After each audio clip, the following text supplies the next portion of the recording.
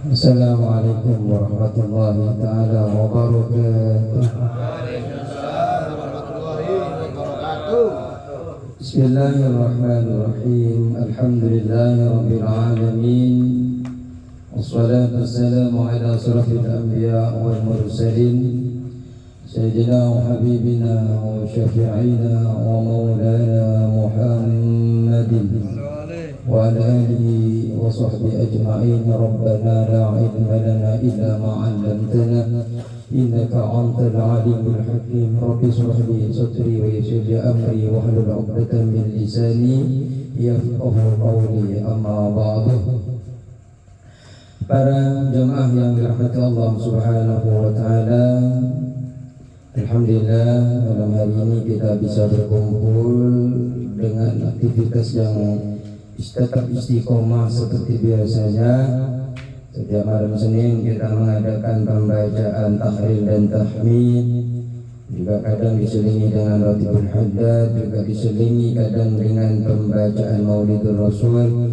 Semoga apa kebaikan-kebaikan panjenengan ini ada Allah dicatat dan keberkahannya mengalir khususnya kepada keluarga masing-masing, umumnya juga mengalir seluruhnya kepada seluruh warga RT 11 jika kita ini semoga tambah makmur, aman, sentosa dari seluruh wala wal wabah wa ta'un, penyakit-penyakit. Bismillahirrahmanirrahim. Qala musannif rahimahullahu ta'ala wa nafa'ana bi ulumihi wa adana bi asrarihi wa bikum fid darain, amin. Para bapak yang dirahmati Allah, banyak sekali kita sudah pelajari mulai dari tasdid sholawat, tasdid tasyahud, tasdid daripada suratul Fatihah, rukun-rukun daripada salat, sampai kemarin kita mempelajari tentang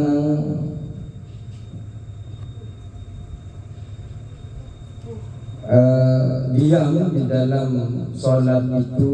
Kita juga pelajari kesunahan-kesunahannya. Malam hari ini kita akan mempelajari tentang faslun arkanul lati talzamu fiha at-tuma'ninah, karena di dalam rukun kita ada 17 rukun itu.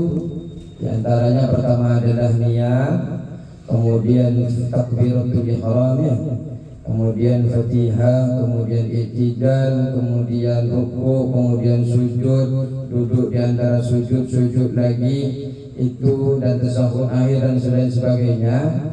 Itu rukun, termasuk rukun yang wajib ada di dalam pekerjaan sholat kita. Di antara rukunnya setiap gerakan itu ada beberapa yang berkaitan dengan tuma'ninah. Sekarang ini kita akan mempelajari tentang faslun allati talzamu fiha tuma'ninah. Ya, ini ya. Bismillahirrahmanirrahim. Faslun, pasal ini pemisah antara pembahasan sebelumnya, pembahasan yang berbeda-beda, kemudian ketika ada pembahasan yang berbeda akan dipisah dengan faslun. Arkanul lati, al-arkanu, adapun rukun allati talzamu, yang wajib, yang mesti ada fiha, di dalamnya,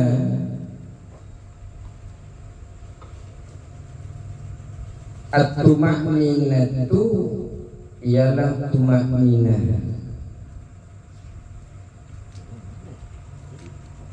Sesuatu yang wajib ada di dalam tuma'ninah itu, rukun-rukun yang wajib di dalam tuma'ninah itu arba'atun, yaitu ada 4. Jadi rukun, karena kita pelajari rukun itu ada 17 rukun dalam sholat itu, yang wajib kita ada di dalam sholat itu ada 17. Di antaranya adalah tumaninah. Nah, di dalam tumaninah itu ada 4 rukun, ada 4 yang mesti ada di dalam tumaninah itu. Ada 4 rukun yang ada di dalamnya itu adalah tumaninah. Jadi 4 rukun dari 17 itu ada harus tumaninah. Jadi kan tadi kita bahas bahwa rukun sholat itu ada berapa? 17. Ada dari 17 itu ada 4 rukun yang di dalamnya harus ada tumaninah.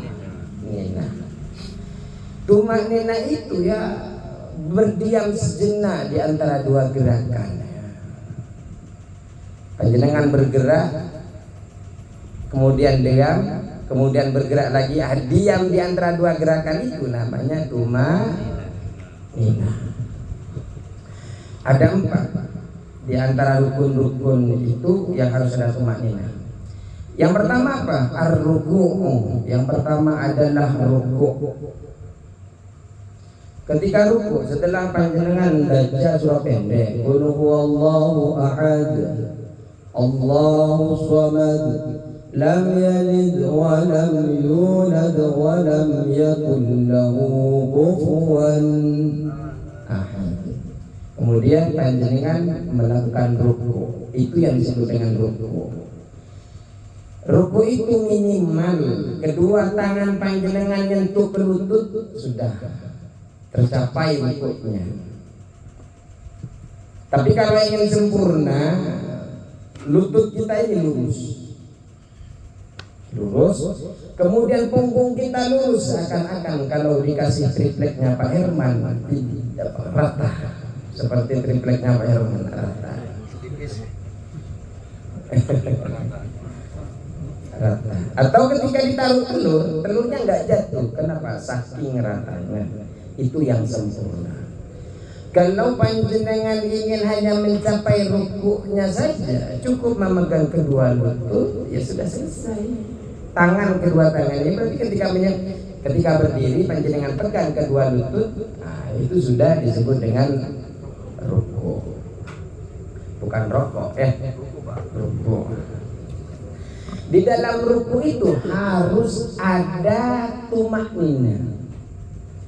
Ketika Allahu Akbar berarti rukuk. Ketika panjenengan lam yalid wa lam yulad wa lam yakul lahu kufuwan ahad, Allahu Akbar, enggak baca apapun, yang penting diam sebentar saja sudah selesai rukuknya. Tapi ketika Allahu Akbar, sami Allahu liman hamidah, diam tidak, enggak sah sholatnya. Kenapa? Karena tumaninah ini termasuk rukun. Ketika tidak tumaninah, tidak berhenti sebentar saja. Enggak baca apa-apa.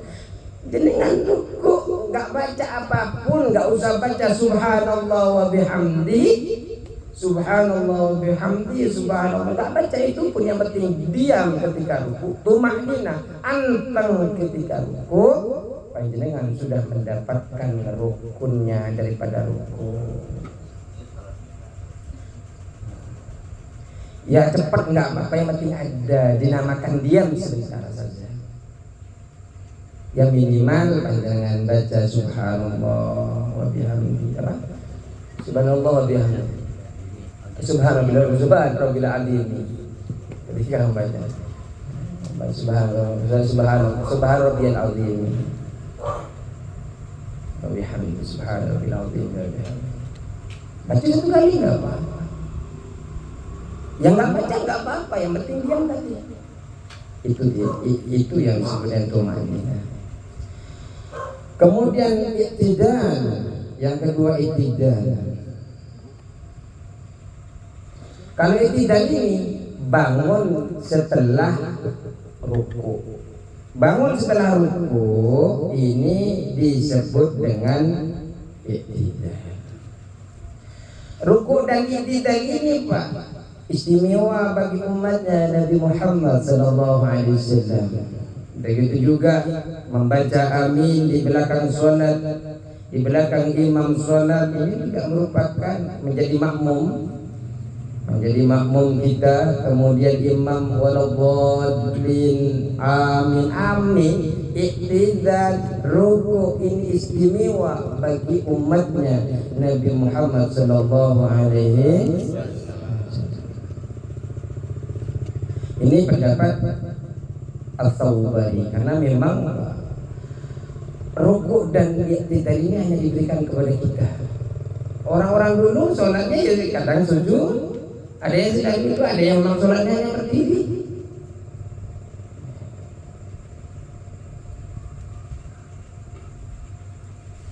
Walaupun berbeda-beda nanti itu memahami tentang terus wasujudu dan sujud.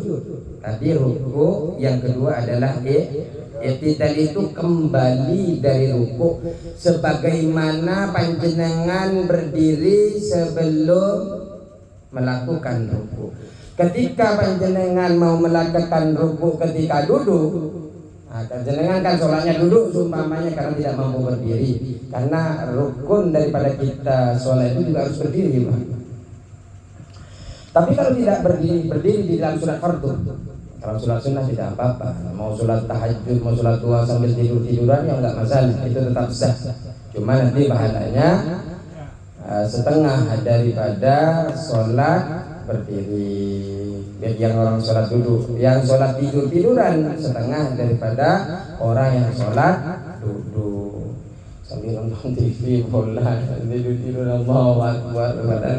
Ya saya nggak apa-apa. Tapi yang dikhawatirkan udah boleh gol, ini kan lucu. Dimaafu lah.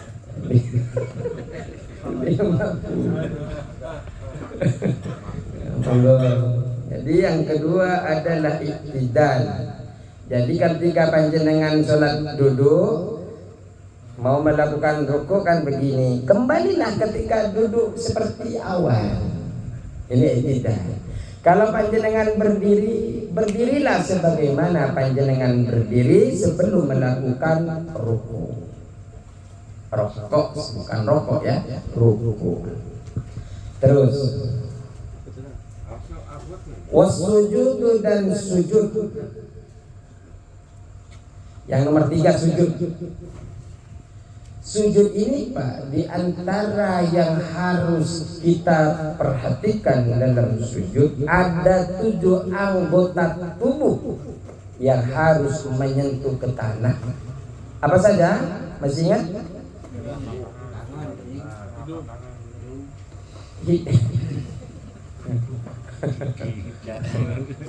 Gigi, dahi, kedua tangan, kedua telapak tangan, kedua lutut, kedua jari-jari kaki kita. Coba hitung, ada berapa?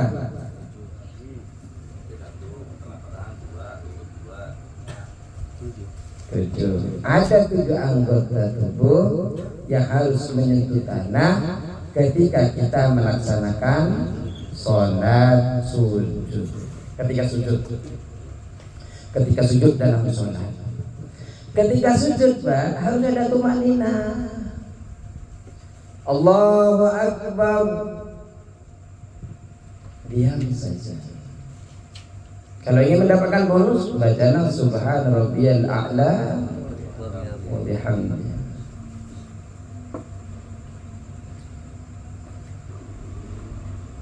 Ya, kalau panjenengan nggak mau baca nggak apa-apa, yang penting tumanina.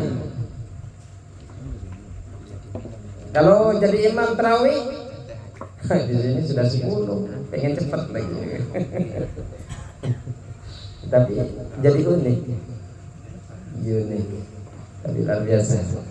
Masih kita bisa sujud bersama-sama itu sangatlah luar biasa.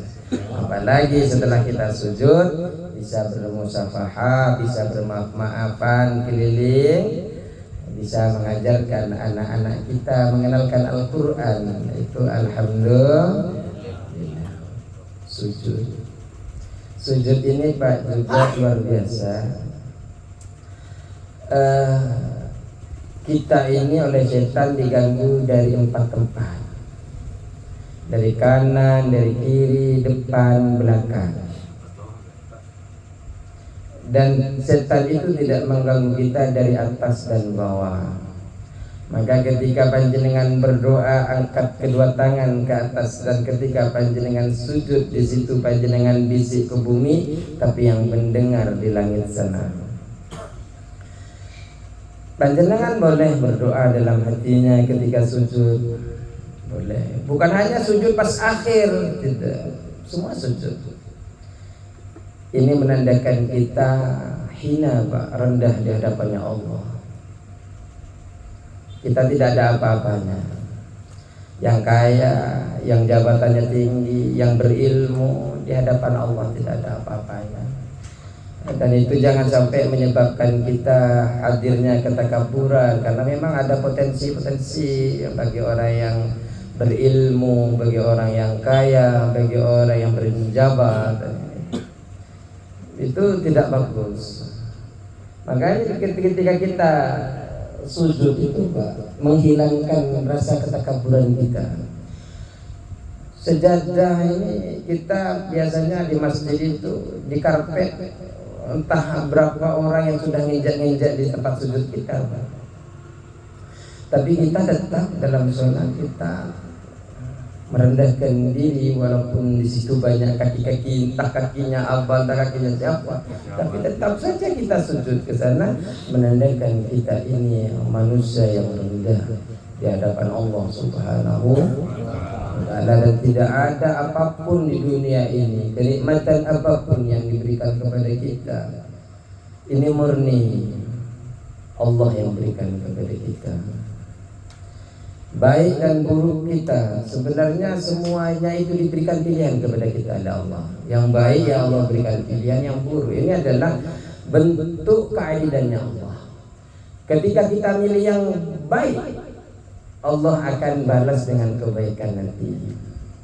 Ketika kita melakukan yang buruk, sama saja akan nanti semua akan dicatat oleh Allah. Maka kebaikan-kebaikan apapun tidak perlu kita ingat-ingat, karena biarlah para malaikat yang sudah mencatat itu. Malah yang paling penting kita ingat adalah apa yang pernah kita lakukan, apa pernah kita dosa-dosa yang menyebabkan Allah murka kepada kita, itu yang selalu kita ingat-ingat dan kemudian kita sesali. Perihal kebaikan-kebaikan itu, biarlah sudah dicatat oleh Allah. Sebulan yang lalu saya kasih kotak amal sekian ya di masjid, saya bawa uang dari rumah Ustaz, 1 dompet isinya ratusan ribu. Ketika pas Jumat, alhamdulillah saya kasih yang 2.000 Ustaz. Tidak apa-apa, cuma dalam keadaan itu kebaikan-kebaikan yang kita lakukan itu tidak perlu kita ingat-ingat kembali. Kenapa? Yang dikhawatirkan ketika kita ingat, pahala yang sudah tercatat terhapus karena ada potensi-potensi riya. Sujud ya, kalau bisa ya diperlama panjenengan sujud. Tapi kalau menjadi imam jangan. Kalau menjadi imam itu memang ada aturannya Pak.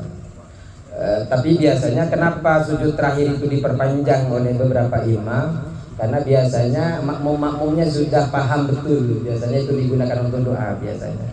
Walaupun sebenarnya doa-doa itu kapan saja di dalam sholat itu ada potensi-potensi diterima, terutama di setiap sujudnya. Kalau di dalam sholat itu bagi imam itu harus memperhatikan ke belakang. Makanya saya itu di tempat-tempat saya ngajar itu jarang saya menjadi imam, karena saya beranggapan yang lebih paham di situ tentang keinginan jemaahnya itu orang setempat. Orang setempat biasanya kami persilakan dulu kepada orang setempat, karena yang tahu mereka di sana biasanya suka surah panjang ada Pak. Ketika kita pakai surah pendek malah dinyinyirin kadang orang datang jauh-jauh sini cuma bacanya qul huwallahu semuanya, padahal sebenarnya tidak mengurangi apa asahnya sholat, cuma saja karena kebiasaan yang kita tabrak jadi aja tidak baik. Ada yang kadang memang di tempat itu biasanya baca surah pendek, kemudian kita pakai Al-Ghaziyah dan Alaq lah, apalagi sampai surah Al-Baqarah, bubar. Itu yang kemudian kita harus tahu situasi dan kondisi dimanapun kita berada. Sujud harus ada tumaknina. Kemudian lanjut berikutnya, wal julusu dan duduk baina sajdataini di antara dua sujud. Biasanya setelah kita sujud pertama, wah menarik kita sambil ngaji ada televisi nih. Tapi mantap. Artinya saya lihat ini semuanya konsen di dalam ngajinya. TV-nya nggak ada yang ngelihat tadi. Saya lihat, alhamdulillah. Ini termasuk minal khasyi'in, orang-orang yang khusyuk. Artinya walaupun ada TV ini tidak ada yang mandang ke sini, rata-rata sudah mandang ke sini semuanya. Alhamdulillah. Karena begini, Pak. Orang kampung itu, Pak, yang rajin ibadah, keimanannya, khususnya belum tentu bisa mengalahkan orang kota, Pak. Kenapa? Mereka itu ujiannya lebih sedikit daripada kita. Kita keluar rumah saja, keluar gerbang sudah bisa melihat orang pakaian yang roknya sampai segini, yang pakai baju seakan-akan dia telanjang. Tapi orang kampung hanya ngelihat sapi dan rumput. Artinya, tapi ketika panjenengan disuguhkan seperti itu, tapi itu dianggap tidak ada apa-apa. Biasa. Artinya kita sudah kembali kita itu. Ya nggak tahu kalau apa. Kita nggak tahu. Saya yakin yang lain tidak terpengaruh. Kena lagi, busuk. Nggak tahu kalau yang lain insyaallah khusyuk. Nggak tahu khusyuk ngelihat atau khusyuk enggak. Terus yang sujud duduk di antara dua sujud. Ketika duduk biasanya kita baca Rabbighfirli warhamni wajburni warfa'ni warzuqni wa'adini wa'afini wa'fu anni. Biasanya itu kita itu adalah doa-doa. Enggak baca pun enggak masalah, Pak. Duduk diam saja. Tunahin. Itu yang penting. Bacaannya adalah sunnah. Sunnah apa? Sudah ya? Sudah kan? At-tumaninatu fiyah, ini. Enggak, maksudnya pasalnya sudah, bukan bubaran ngajinya ya. Babnya pasalnya sudah.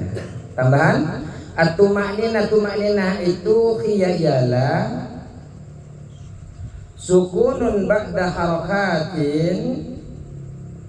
Tumaninah ya, sukunun tenang ba'da harakatin setelah bergerak,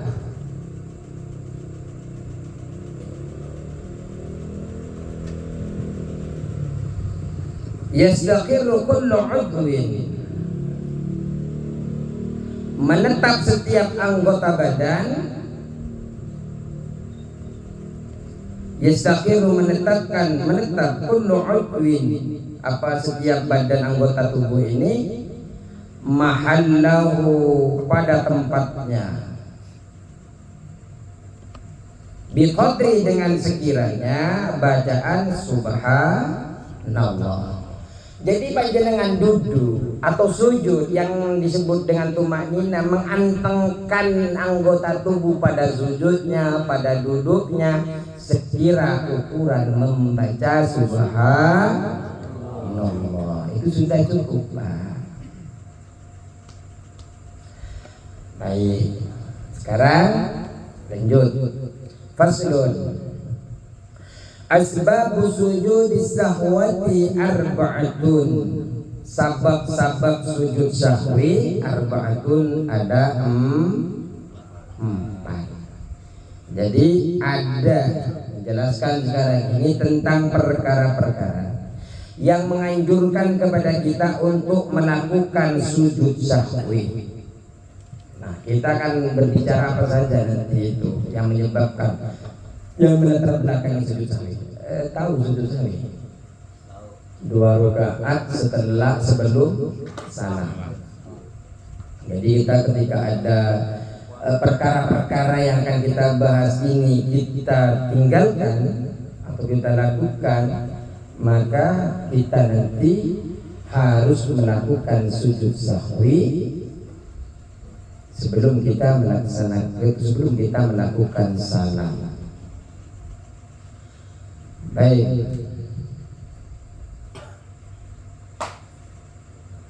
Apa saja? Ada 4 ya. Al-awwalu, adapun yang pertama, tarku ba'din min af'adus shalah, meninggalkan sebagian dari beberapa sunnah af'adnya salat. Au ba'dil ba'di, atau meninggalkan sebagian daripada sebagian yang lain. Jadi yang pertama, kita meninggalkan sebagian dari sunnah af'ad. Jadi ada 2 sunnah di dalam sholat itu, Pak. Ada yang namanya sunnah hayat, ada yang namanya sunnah af'ad. Kalau sunnah hayat itu sunnah yang kita lakukan, ketika kita tinggalkan tidak perlu kita ganti dengan sujud sahwi. Kalau af'ad ini artinya ba'dun, sebagian hampir menjadi rukun, tapi tidak dianggap sunnah biasa.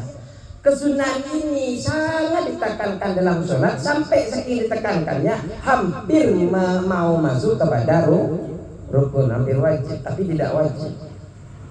Sehingga itu disebut dengan af'ad, sebagian termasuk daripada sebagian salat. Nah ini ketika ditinggal, maka perlu kita menggantinya dengan sujud sahwi.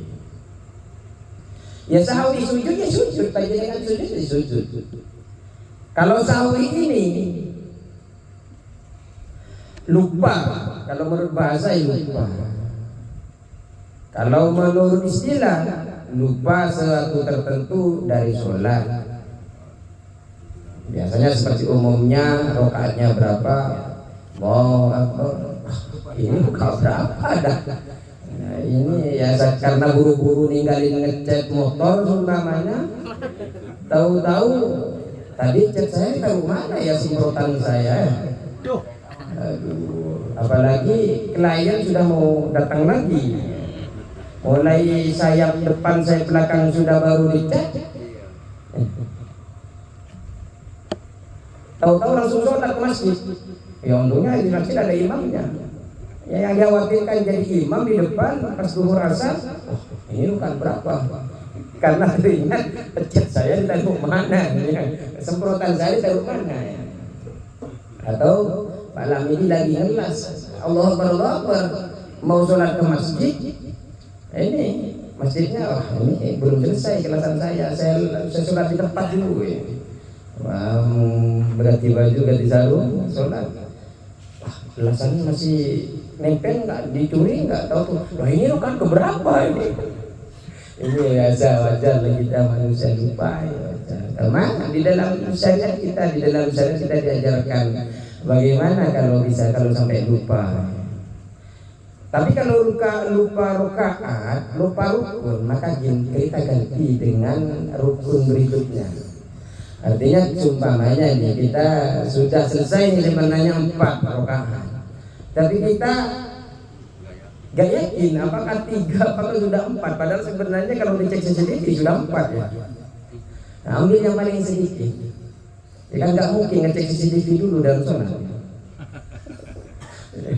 Ya, akhirnya kita tambahkan satu lagi, walaupun nanti ada potensi 5 Pak Nabidi, potensi 5 tidak masalah, yang penting nanti sebelum akhir sholat kita tetap melakukan sujud sahwi.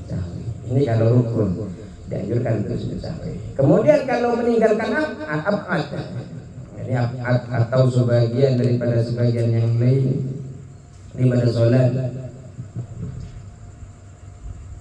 ya diantaranya sholat af'ad itu kita meninggalkan kalimah dari bacaan kunut. Kunut ini sebenarnya ada dua Pak di dalam kunut itu. Pertama, kita memuji kepada Allah. Setelah memuji kepada Allah, menyertakan yang kedua adalah membaca salawat Nabi, salawat kepada Rasul. Kalau kita kunutkan Allahumma hdina fi man hadait wa afina fi man afait dan seterusnya. Sebenarnya bisa saja ya latifun wa sallallahu ala sayyidina Muhammadin wa ala alihi wasallam. Tapi takutnya kalau dipakai di Nurida ya di demo. Kok kunutnya 2 kali 4, 3 kali 4 ya. Itu intinya adalah pertama ya, di dalam muatan kunut itu memuji kepada Allah, berdoa kepada Allah dengan pujian-pujian itu kalau di dalam bacaan yang kita baca itu. Yang kedua adalah membaca salawat kepada Rasul.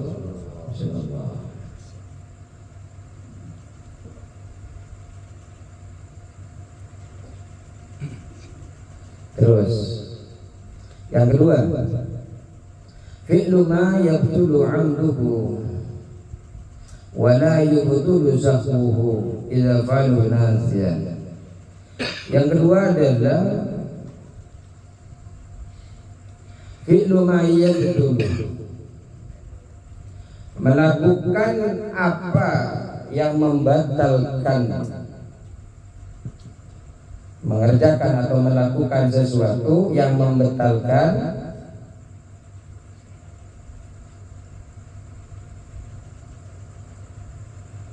amduhu, menyengajanya. Jadi menyengaja melakukan itu. Fi'lu ma yabtul amduhu, sesuatu yang mengerjakan sesuatu yang membatalkan dengan menyengajanya. Wala yabtulu sahuhu, dan tidak batal sahuhu apa lupa daripada dia. Idza falahu, jika melakukannya nasian dalam keadaan lupa. Melakukan sesuatu yang dapat membatalkan jika sesuatu tersebut dilakukan secara sengaja, dan tidak membatalkan jika sesuatu tersebut dilakukan secara lupa. Minum dulu Pak.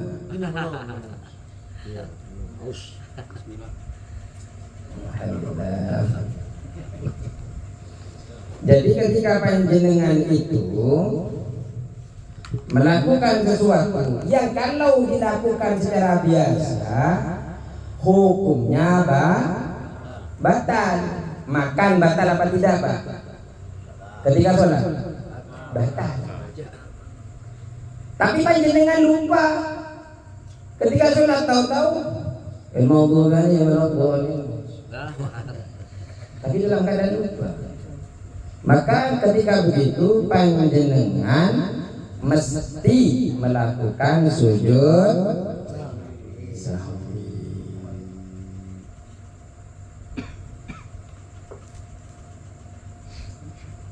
Di dalam sholat itu ada namanya rukun qasir, rukun yang memang dilakukan harus pendek.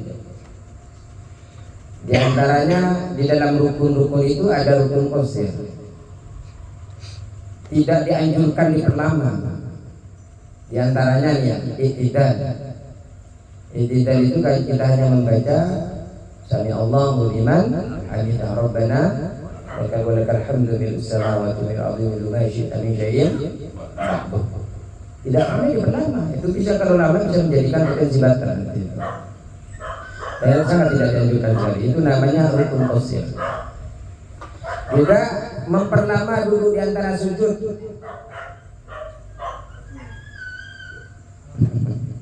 Ada temannya gitu. Ada temannya, dia Pak Mus. Enggak enak. Ya. Kemudian kita juga menambahi rukun karena lupa. Atau kita juga melakukan salam bukan pada tempatnya. Maka kita, seandainya itu sengaja, maka kita batal sholatnya. Tapi karena kita lupa, tidak, maka kita hanya menggantinya nanti itu dengan sujud. Tapi kalau memang lupanya kita itu berkaitan dengan rukun, kekurangan rukun, maka kita harus tambahkan. Terus yang ketiga, az-zalisu naqalu rukni qawli qawlin ila ghairi mahallihi. Yang ketiga adalah memindahkan rukun qawli. Karena rukun kita kan ada rukun fi'li, ada rukun qawli. Rukun qawli itu seperti baca Fatihah, ya rukun qawli ya. Artinya rukun yang kita kerjakan dengan mengucap. Kalau seperti i'tidal, yaitu rukun fi'li, gerakan. Kemudian Fatihah kita baca ketika sujud juga.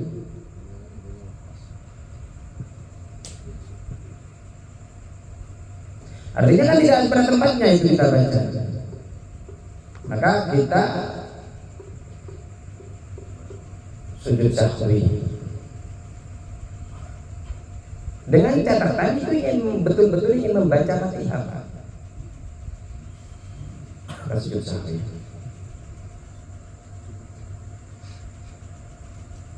Terus yang ketiga apa? Yang berapa ini? Yang keempat ar-rabi'u yaqa'u ruknin fi'liyin. Yang keempat adalah mengerjakan rukun fi'li. Mengerjakan rukun fi'li mahdimali ziyadati, beserta menduga menambahkan rukun. Asal contoh ya. Udah nggak tahan ngelihat kalian ini, apalagi pinggir saya ini. Saya enggak ada, kadang nggak ada. Nggak ada yang ngerokok. Jadi yang keempat ini adalah menjatuhkan rukun fi'li disertai keraguan. Ragu-ragu kita membacanya. Misalnya musolli mengalami keraguan saat dia berada di rakaat ketiga dalam sholat zuhur semuanya, apakah itu melakukan rakaat ketiga atau rakaat keempat? Ini kan ragu-ragu. Ini kan rukun fi'li, sujud apa ini sujud yang ketiga, sujud yang ini. Ketika panjenengan seperti itu, maka kalau memang panjenengan ragu kepada apakah sudah rakaat ketiga atau rakaat keempat, maka panjenengan tambahkan satu lagi menjadi 4, walaupun nanti ada potensi menjadi 5. Ternyata jenengan kalau ada CCTV sholat di ruang tamunya, ternyata tak boleh di sholat saya. Ya, Saya ragu. Saya ragu.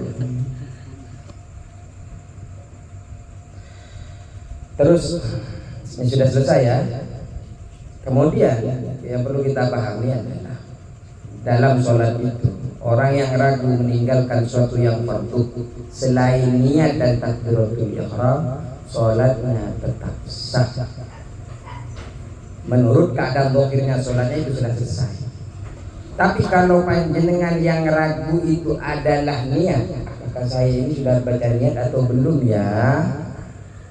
Saya sudah takbiratul ihram apa enggak ya? Ini yang kemudian kalau panjenengan lupa itu harus ulang itu. Karena memang sholatnya tidak sah.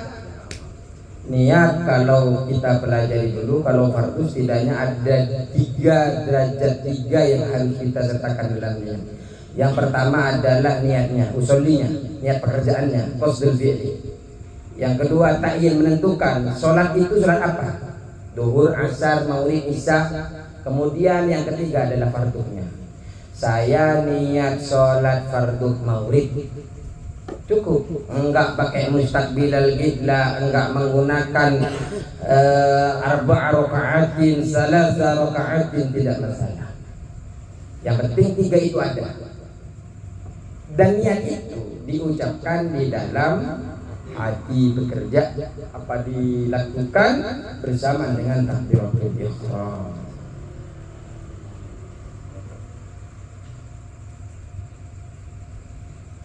Kemudian ya, ketika lupa, imam seumpamanya lupa, ketika tasyahud awal,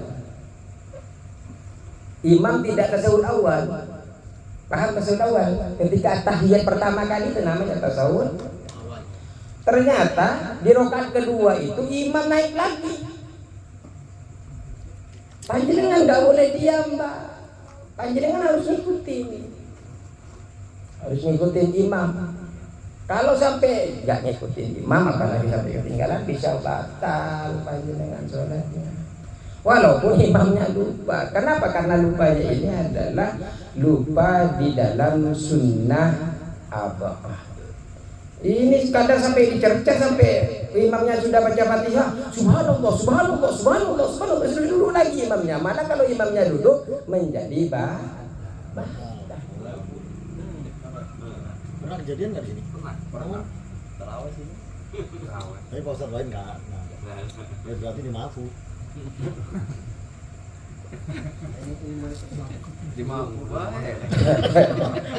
Ini yang kita bicara adalah tasyahud awal.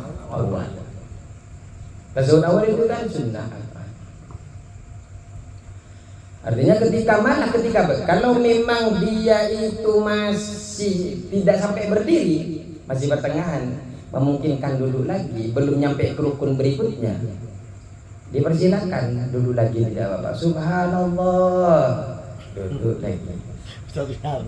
Tapi kalau sudah naik ke atas, Pak, sudah bismillah, Al-Fatihah, subhanallah, subhanallah, sudah Fatihah ke atas. Ya jangan, Pak. Subhanallah cukup. Imamnya itu malah kalau duduk sholatnya menjadi Tapi, Bang, Ustaz, kalau sholat imamnya udah bener, terus kita yang lupa, Kita yang negur. iya, tapi imamnya ngikut Itu kita. kejadian juga. Iya, itu. ya berarti lupanya lupa berjamaah. Ya nanti jangan lupa. Ya. Imamnya situ. Itu nama jemaah ngeyel itu. Imamnya udah bener. Oh, udah bener. Lo mulai ikut-ikutan. Iya. Subhanallah ini. Nanti nggak punya pendirian imamnya, ya. Makanya nanti kalau memang lupa itu dianggap masih kurang, tambahkan satu lagi. Sama satu lagi malah nggak apa-apa. Ditambahkan satu lagi, kemudian di akhir sholatnya sebelum salam sujud. Ini. Berat berarti imam. Mama kurang ajar itu. Terawih di sini mah gampang lupa semua.